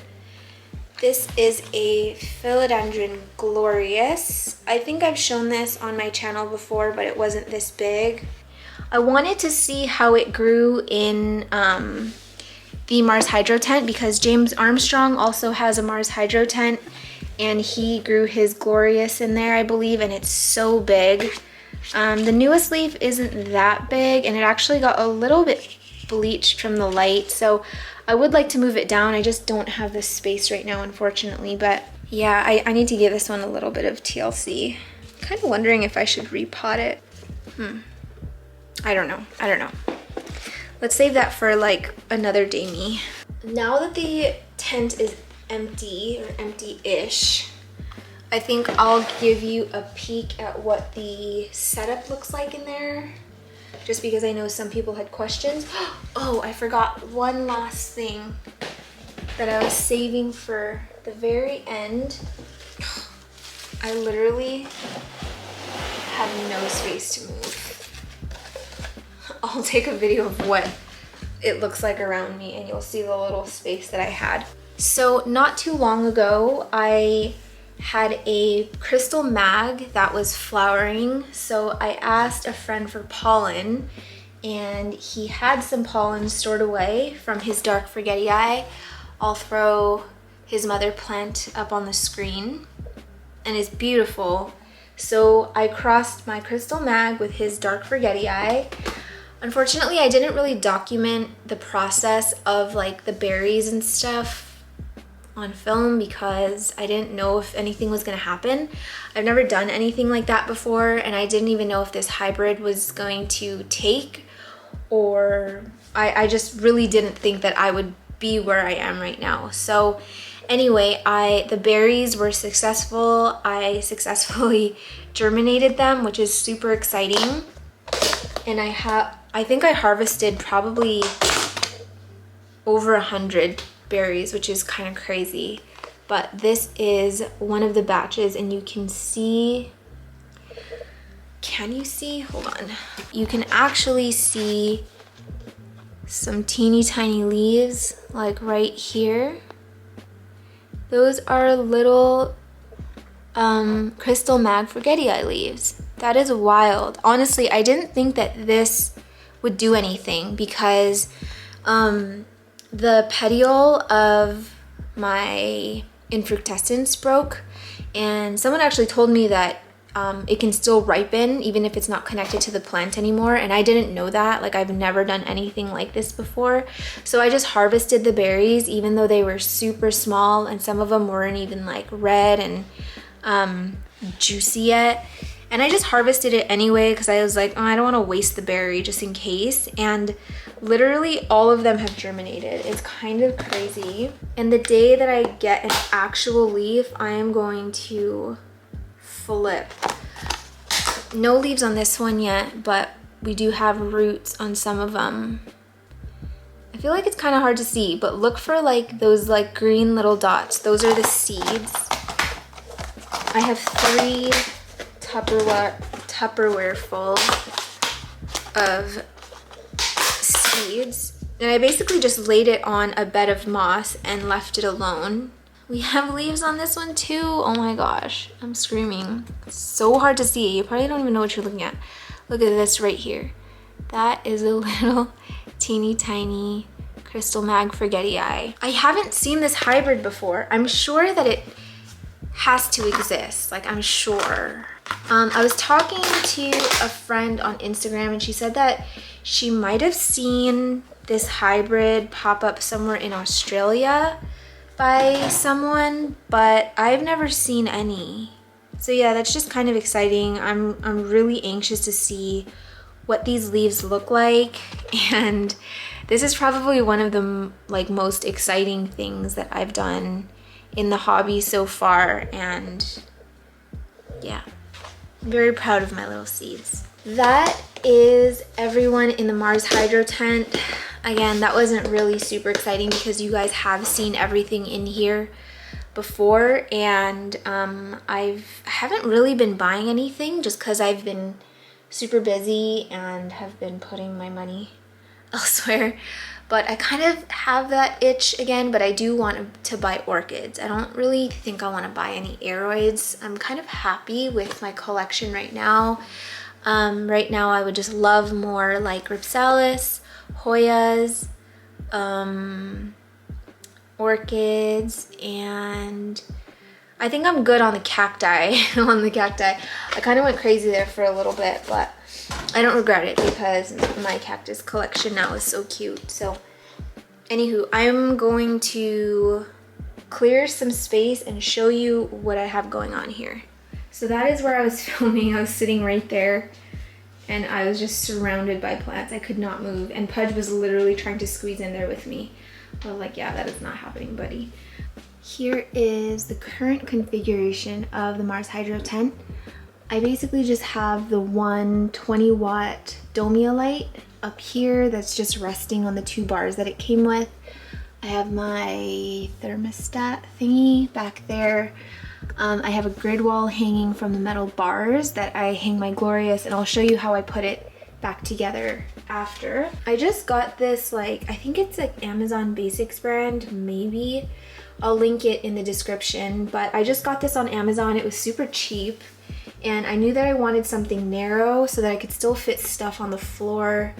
And I like that these shelves are super adjustable and they're easy to adjust if I want to make any changes. So up here is where I put plants. Obviously, I have this tray here for plants that have no drain, or that have drainage holes, so that it doesn't fall onto this light here.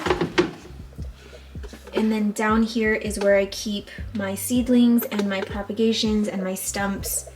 That all goes over here. And then I have this computer fan that is just, you can see, I'll turn it on, and it just kind of circulates air in here, or else it gets super hot. So I just have one down here to kind of circulate this air at the bottom, and then one up here, just so that there's proper airflow throughout the whole thing. And I actually even opened up these two like vent holes, because Mars Hydro gives you covers that you can put on it so that it seals it all up. But I find that using that makes it way too hot in here. It's even super hot with it open. So, but otherwise, yeah, that's pretty much it. It's not all that complicated. I've wired all of my cords out of that hole, and I think that's it. So I'm gonna get everything back in here and kind of just show you how it's all laid out. Fun fact, it's actually Thursday today. I'm like 90% done finishing my video, like editing the video, and I realized I never took footage of all of the plants back in here to show you kind of how I configure it. So again, nothing too complicated. I did hang my glorious back here using an S-hook. Ideally, I would love to keep it down there so it's not so close to the light, but all these damn begonias. After October, I should have my tent back, since hopefully, fingers crossed, I would have already gone to California and given my mom all her plants. But anywho, yeah, I just kind of shove all the plants where they can fit. Let's see if I can get back there. And then all of my seeds and stumps, propagations and stuff down here. And then just more plants up front. I did isolate this one into the corner because it had scale. I haven't seen any scale on it lately, but I just don't want it to be too close to the rest of my plants. Okay, since it's been like 2-ish days since I was last in here, I want to show you guys the progress on my seeds. Look at these little leaves. Oh my gosh. I'm just so shook that I made these. I'm just so curious to see what this hybrid will look like. Hopefully by the time this video goes up, or when this video goes up, if someone has seen a crystal mag crossed with a dark forgetii, remember it has to be the forgetii with no silver venation. I would love to see it if this hybrid exists, but so far I haven't seen anything. But anyway, I'm just like so happy. And actually I checked in on the other 2 batches and they're doing so good as well. So I do have to give half of those seedlings to my friend who gave me the forgetii pollen, but I'll definitely have enough seedlings to share with my family and all of my friends, and then sell some to make a little coin, because I want to buy Pudge a bunch of Halloween costumes. Anyway, so yeah, that is the tent. I actually did turn off the fan so that I could film, but otherwise I usually just keep it on medium. And they're very quiet because they're computer fans. So yeah, that's the Mars Hydro tent. You ready to film? I need to wipe your face, dirty dog. Good morning, people of YouTube. We're back. So I feel like this video kind of took so many turns. I found mealybugs, I found a bird. It's It's been a time. It's been an adventure. Just an update on little baby bird who we've named, well, who my husband has named Sweetie. She has been re-released into the wild. Let me give you sort of a rundown of what happened. I didn't record just because, I don't know, I didn't want to like shove a camera in her face the entire time I was handling her and stuff. So I found her, obviously you saw that I found her on my balcony. She was kind of just sitting there. She had her eyes closed. She didn't look well. My first thought was she flew into my window, and I didn't hear anything. I'm calling her a girl because I think that she is a yellow warbler, and they are native here to BC, I believe, and I'm calling her a she because she doesn't have the stripes on her chest like the males do. So that is how I came to that conclusion. So anyway, found her on the balcony, showed you guys what she looked like. She let me pick her up, and she was very calm. She couldn't fly, and she could walk, but like when she would try to fly, she would kind of just like get like a foot off the floor and then just kind of crash to the floor again. So I thought she was either injured or she just was like stunned and she just needed some time. So I put her in a box and with a towel in it, and I put her in my office where it's like really dark and warm, and I kind of just let her recover. And she actually took a nap. She was sleeping for a little bit, and then every time I kept checking in on her, she would be in a new place, like outside of the box, like either on the floor or on my chair or something. So I knew that she was starting to like move around. And then by the time my husband got home, I was FaceTiming my niece, and then my husband was in the office with her doing his fantasy football draft or fantasy draft, whatever he's doing. And he texted me, he's like, she's flying. And yeah, she was flying. She was like hitting the ceiling, like she was flying all over the office. So I was like, okay, I think she's good, because I actually reached out to, well, I didn't reach out to, my friend Julie messaged me when I posted the bird on my story, and Julie works with a rescue organization, and she's always rescuing all types of animals. So she was the perfect person to talk to. She talked to her rescue group, and they just believed that she hit my window and was stunned and just needed a few hours to kind of rest. So when she was flying all around the apartment, I knew that it was time for her to go, so we just let her off on the balcony, and that was that.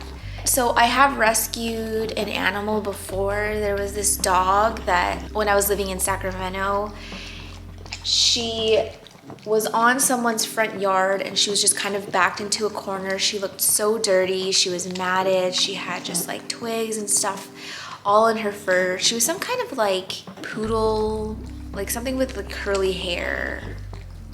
Poodle, something with a poodle. And she was very, very skittish. She was so scared. She didn't want anyone to go near her, but it was the middle of summer in Sacramento. It was so hot. I knew she was thirsty. I knew her paws were burnt. Like, I just felt like I had to help her. So I literally dropped everything I was doing. I don't even remember where I was on my way to, but I just didn't go there. And I went back home. I grabbed our dog gate and a crate, and I like cornered her off, and I used a stick to like coax her into the kennel. I took her home, and yeah, she was very scared for a few hours, but she eventually came out of her shell, and she was just like the sweetest dog ever. Like, you could just tell she was so thankful. So I took her home, and she was really like skittish and scared for the first few hours. She didn't want to get out of the crate, not even to get water.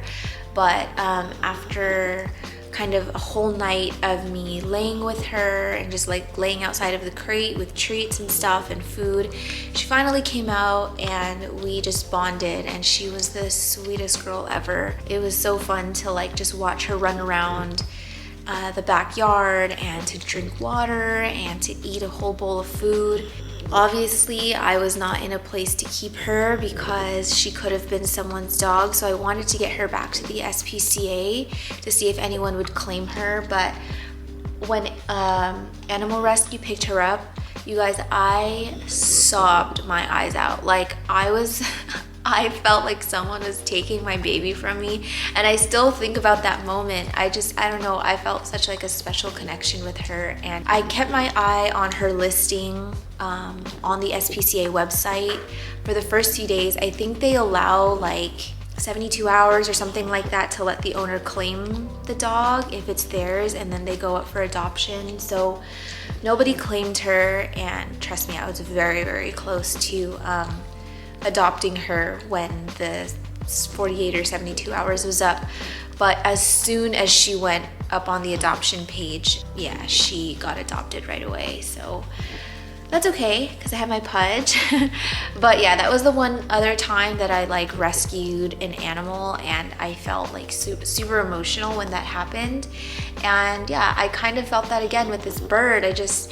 If you guys follow me on Instagram, you know that I'm always talking about birds, because I just don't like birds, because I don't know, I find them to be scary and mean, and like crows tried to pick up Pudge when he was a puppy. And I just, you know, my mom's bird used to bite me till I bled, and I just do not have a great fondness for birds, put it that way. For this like bird, who is a wild bird at that, to just want to sit on my finger and not want to leave me.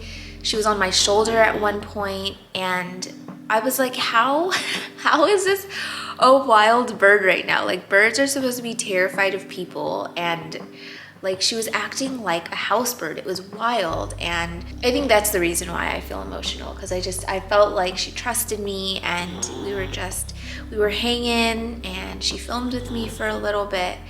So anyway, that's my story. I'm totally going off on a rant. I've been talking for 8 minutes now. So anyway, today I am going to show you the Mars Hydro tent setup, and I'm going to take you around the plant room just to show you how I have things set up, and then we'll wrap things up. Little guy finally relaxed. I wish everybody who leaves sweet comments about Pudge could meet him in real life, because he is just like the greatest dog. Like, it doesn't matter who you are, it doesn't matter if he knows you or has met you before, he always acts like when he sees you, you are his like favorite person in the world, and is just as excited to see you as he would his auntie or my mom or whatever. And it's just, yeah, I think that's my favorite part about Pudge, is he just makes everyone feel so loved and so special, and I just love him so much. So anyway, all right, I will meet you back in the plant room. We are here in the plant room. I think I'm just gonna start on this side of the room and work my way left. So I'm gonna try and be as thorough as possible, because every time I feel like I'm thorough, I get questions, and I always somehow manage to miss something. So, okay. If you watch my plant room tour video, the original one, it shows how I installed these 2 lights. So I'm not going to go into detail about that, but these are actually both 24-watt light bars, and they've actually been working pretty well for my plants that are here, and they don't seem to mind not having any natural light or whatever. On this wall, I have 3 nails that I use to hang moss poles, and I actually need to make more moss poles. And then up here, I have a very dirty old IKEA glass shelf that I'm using just to kind of like spruce it up with plants a bit, because before I didn't have anything up there and it just looks so weird and like empty and barren. So I really like this new addition of just adding some random plants. Like, this is just a random Monstera propagation. I have a Rhaphidophora tetrasperma that was kind of rehabby but seems okay now. A Philodendron Dean McDowell, just so random. And then my beloved orchid cactus.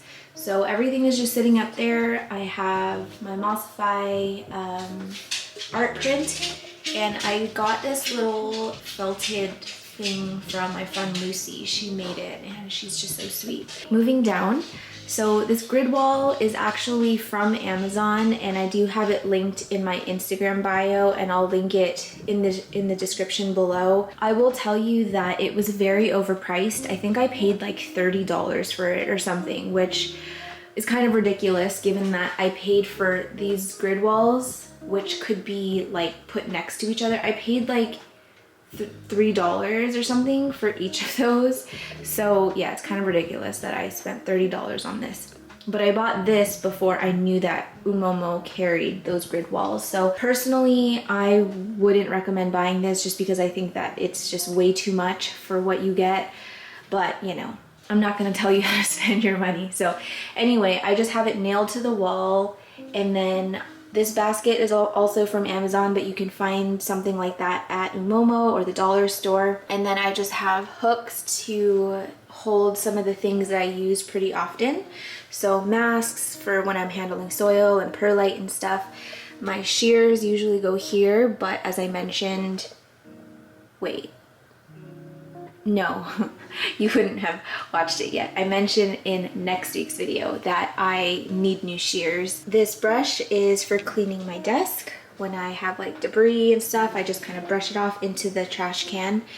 And then I have my little scoopy, my earwax scraper, my Mossify spray bottle because I use that every day, and then I just have a stack of my new favorite pots that are actually from Plant Happens, and I don't know if she has these on her website, but you guys should pester her to sell them because they're great. I love them a lot. Inside of the actual basket, I have a Ripsalis, some kind of Ripsalis, I don't know what kind, and then my plant tags and a magnifying glass for pest inspections. I moved my computer into here because I needed more space in my actual office.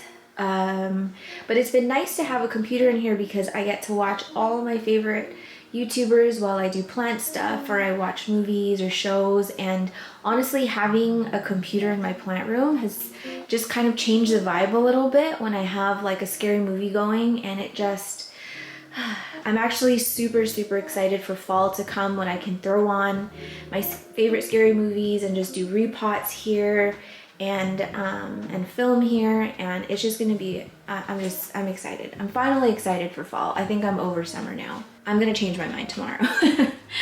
This is that, did I show you this? I'm like, because I filmed 2 videos this week, I'm having a hard time remembering what is in each video. Yes, I showed this to you in this video, my rehab regale, so I gotta handle that today. This plant pot mat is actually not from the Bungle Jungle. I got this from Alice. She gave me one of her extras. I think the brand is called Plat, and I will try and find their Instagram and plug it in here if you guys wanted to find it. I do like the size. I like that it's super big and it fits this area perfectly. The only thing I will say is that the button came off like pretty shortly after I used it, and so I just kind of have it stapled, but it's sort of pointless because I can't even use it. So honestly, I should just take that off. But anyway, my Bungle Jungle one is still going strong. It's really dirty, but yeah, that one has been super sturdy. What else? Okay, let's go. The actual desk is from IKEA. I don't remember the name of it, but I'll plug it in. It's really cheap. It's one of their cheaper desks, which is why I wanted to use it. I knew it was gonna get banged up. I didn't want to splurge on a nice desk when I knew I was just gonna be doing plant stuff on it. So this has actually been a great desk for the plant room. I do wish it was a little bit narrower because it like juts out a lot, but it's better that I have more space to do plant stuff. But yeah, I kind of wish it was like pushed in just a little bit because it does bother me that it's like, I don't know, it's just OCD things. Okay, so going underneath the plant desk, down here I have some extra substrates, and that's because I moved all of my plant stuff out of these cabinets and I condensed it to this one IKEA cabinet. So not everything fit in there, so I have some under here, and then I have my aeroid soil, Here is a little trick. I usually will try and find horticultural charcoal at the store and look for the ones that have really big pieces in the bag, because I like to keep these big sort of bricks of charcoal inside this bin to kind of keep things a little bit fresher, since you know, obviously it's sitting here for a while. And I don't know, I find that it's been really helpful in preventing things like, you know, those like little fungus ball things that form in soil sometimes when it's really damp and you get those fuzzy mold. And yeah, I don't actually have any issues with my storage bin of soil after I've been adding a lot more large pieces of horticultural charcoal. All right, continuing on. So under here I have a outlet timer, just one white, it's like a Wi-Fi plug, and it's all controlled with my phone, and it controls these two lights here to go on and off every day at 8:30 in the morning and 8:30 at night. Then I've got my trash can, which is also from IKEA. And honestly, this is one of my favorite things that I've bought for my plant room. Having this like sort of medical rolling chair, it's just been so nice. Like, I love rolling around on this thing. I'll literally be doing plant stuff here, and then I'll roll my ass to the cabinet and grab what I need and then roll back, and it's just a lot of fun. We are at my new plant supply cabinet, and that is me looking like a hot mess. Again, I don't remember the name of this actual cabinet unit. I used it for books before, and I just removed all of them, and I hauled this cabinet into my plant room because it just kind of made the most sense for me to keep my plant stuff in here and reclaim these cabinets for actual storage and cleaning supplies. So I think I'll start at the bottom. I just keep all my pots down here, my plastic pots, and my extra scoop, some stuff for moss poles, and then in here is kind of like a catch-all. These are socks, extra socks that I use to like wipe down leaves. I have my gloves that I use to wipe down leaves, brushes to brush on diatomaceous earth, my old shears. These are kind of things that I reach for pretty often, and I don't really want to store them away in a bin, so I just kind of put it all there so that it's easy for me to access. And then up here I have some substrate, so I've got my aeroid soil, pon, perlite, moss. This one used to be filled with a mixture of moss and perlite. And then up here are my plant ties and hooks and string, gloves back there. This is just literally what it says, miscellaneous crap. Stuff for my humidifier.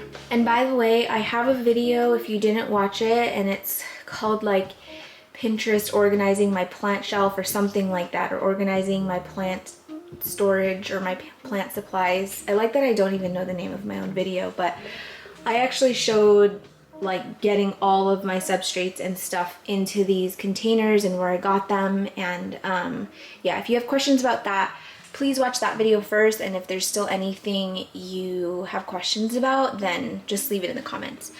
So in here I have decorative sand, my kelp extract, systemic, sulfur dust, fungus gnat supplies, mycorrhizae. And actually you're supposed to be keeping your mycorrhizae in a dark place, and now that it's not in a dark closet anymore, I actually do need to put this in a different jar. I have spinosad, more moss pole stuff, hydrogen peroxide.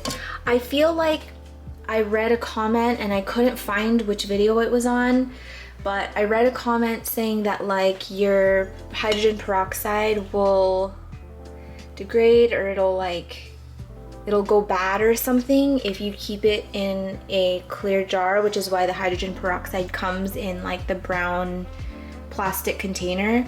So yeah, fucked up on that one. So yeah, I need to get the hydrogen peroxide into a dark container. So thank you to whoever it was that left me that comment about the hydrogen peroxide. I'm sorry I couldn't find the comment, but yeah. And honestly, I've had people apologize beforehand before giving me advice about stuff, and guys, like, you don't need to apologize for giving me advice. This YouTube channel is just to show you how I do things, just kind of my adventure with plants, but I am in no way like a plant guru. I am always learning. I don't know everything, and I really appreciate when you guys share like your wisdom and your knowledge and things that you guys have learned. And yeah, I appreciate it. So don't apologize for giving me advice. I actually welcome it. So anyway, that's that. Back here I have my Dr. Doom and all the stuff for pests. This is a mixture of things that I use to clean my plants plus fertilizer. My beloved liquid gold leaf. And if you're wondering, I'm so sorry, I don't know how to get liquid gold leaf into North America. Right now they're not shipping out of Europe. I managed to grab a bottle when they were still shipping, so yeah, sorry, I don't really have like a workaround for that. So up here are just some excess substrates that I have stored away. My antifungal. That is, oh, that's shrimp substrate. This is stuff that I use to clean my chunks, rocks, hooks, just random stuff, all my bottles to water, and then just more like substrate storage and just like random things that I have up there. But yeah, I actually love that I moved this in here. I kind of felt like this room was missing the height. Like it had this height, but then everything else was like so low, and the ceilings are so high in here. So I feel like this cabinet belongs here. Up there is very sad, the tarfolium that I need to get out of soil today. Don't mind that.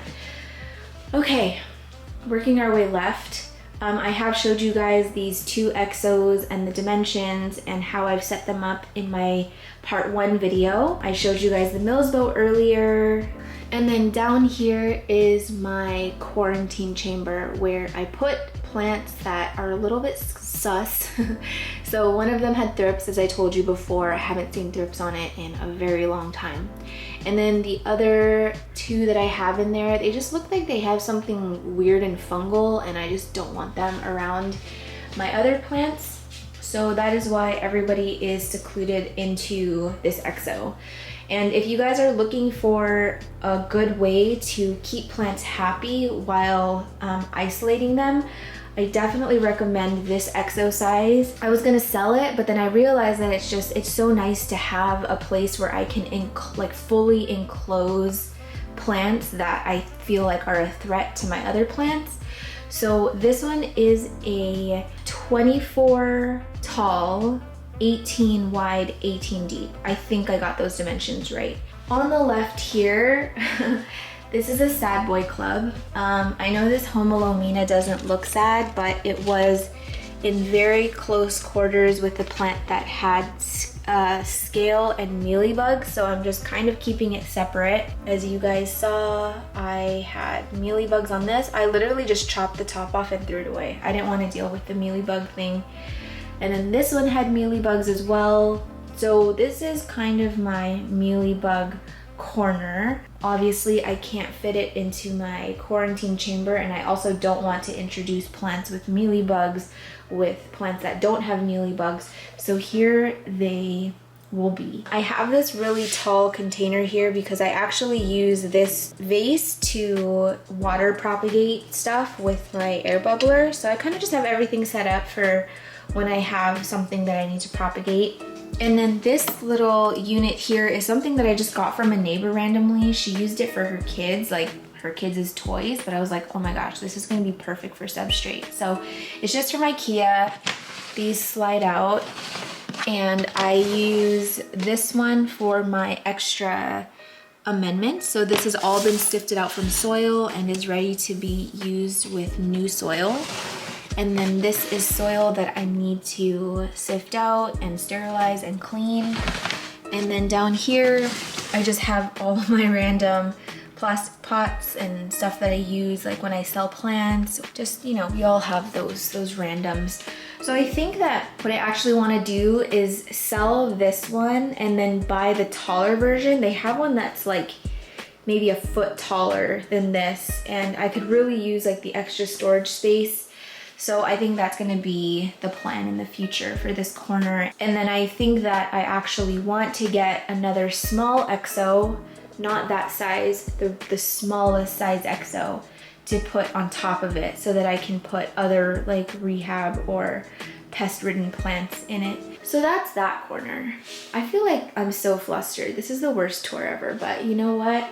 We're here and we're almost done, so we're gonna make it through the rest of it. Okay, let me move my ring light.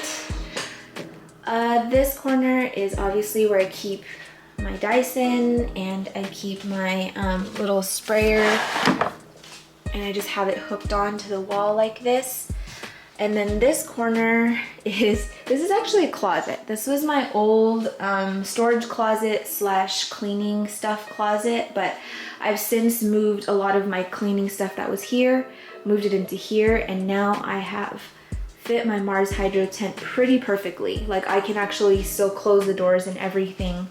So this is where the Mars Hydro tent is, and I have everything plugged in here. I have like one of those like outlet bars on the side on the floor there, and then I've also stored some more stuff here. I don't know why I have so much perlite. I have like bags and bags of perlite. It's ridiculous. Yeah, so that's actually where my Mars Hydro tent is now. So I know that I got some comments saying that they wanted a Mars Hydro tent, but they didn't have anywhere to put it. If you guys have closet space that you can spare, grab the smallest Mars Hydro tent and shove that shit in there.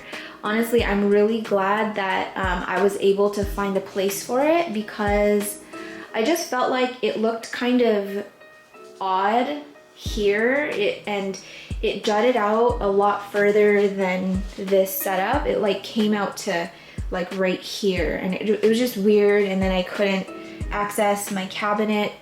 So having it in there is actually nice, and at the end of the day, I'll just open up my tent and just sit on the floor right there and just play with plants, and it's a lot of fun. And then if I need to water plants, I just leave this hooked on here and I just use a sprayer, and it's kind of like a little tap. That's pretty much it, you guys. There's not much else to it. Oh, I should show you, since I didn't show you in the last video because it was all dismantled. I literally cram plants in here. Like, they are stacked on top of each other. I use anything I have in the house to elevate plants, to create layers so that I can just fit as much as possible in this EXO. Look at this new majestic leaf. Are you joking? That one just fully unfurled yesterday, and it, like, the pillowy goodness, I cannot. So that is this EXO, and then I will take you into the next EXO. This one is also jam-packed.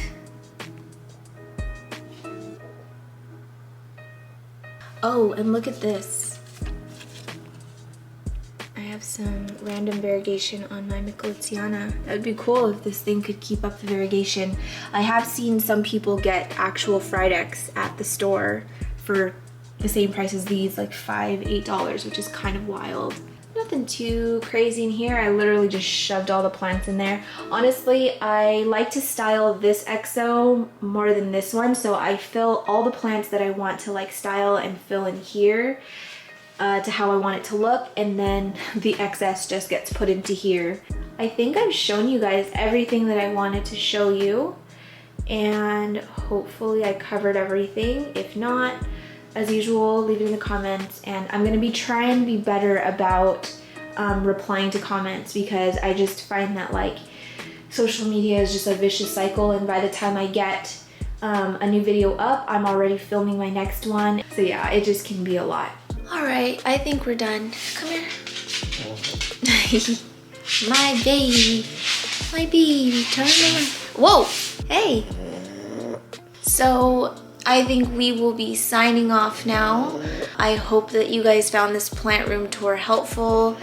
I'm sorry it wasn't like artistic or like, I don't know. I just feel like I kind of threw this together, but I know I did try my best. Thank you. You were so sweet. So yeah, if you guys have any questions, leave them in the comments. What else do you want to say? Thank you for watching this video. Thank you for being here. Thank you for all the love, all the support. Hello to new subscribers. Hello to old subscribers. And we will see you in the next one. Do you want to give them a high five? Yeah? Okay, high five. Bye.